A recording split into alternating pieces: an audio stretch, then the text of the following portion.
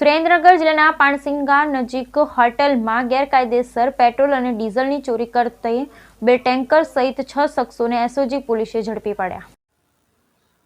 સુરેન્દ્રનગર જિલ્લાના હાઈવે પર અવારનવાર પેટ્રોલ, ડીઝલ અને બાયોડીઝલની ચોરી કરવાની ઘટનાઓ સામે આવી છે.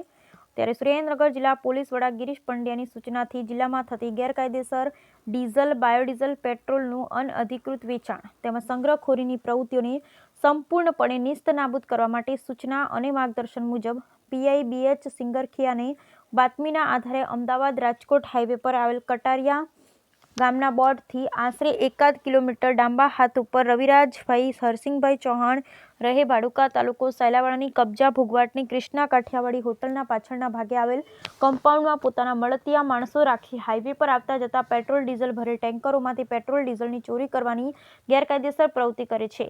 હાલમાં સદર જગ્યાએ પ્રવૃત્તિ ચાલુ છે. જે બાતમી આધારે રેડ કરી કુલ 6 આરોપીને ડીઝલ લીટર 49,220 કિંમત રૂપિયા 44,63,761 તથા પેટ્રોલ 2800 લીટર જેની કિંમત રૂપિયા 2,65,888 તથા અન્ય મુદ્દામાલ જેમાં ટેન્કર નંગ 2 તથા મોબાઈલ નંગ 3 મળી કુલ 87,54,649 ને 80,649 રૂપિયાના ગેરકાયદેસર રીતે ટ્રાન્સપોર્ટના માલિકના ટેન્કરમાંથી ડીઝલ જેવા પ્રવાહીની ચોરી કરી તેમજ હોટલ સંચાલક આરોપીએ અત્યંત જ્વલનશીલ પદાર્થનો કોઈપણ પ્રકારના સુરક્ષા વિની ચોરી કરેલ પ્રવાહની સંગ્રહ કરી રેડ દરમિયાન મુદ્દામાલ સાથે એસઓજી પોલીસે ટીમે ઝડપી પાડી આગળની કાર્યવાહી હાથ ધરી.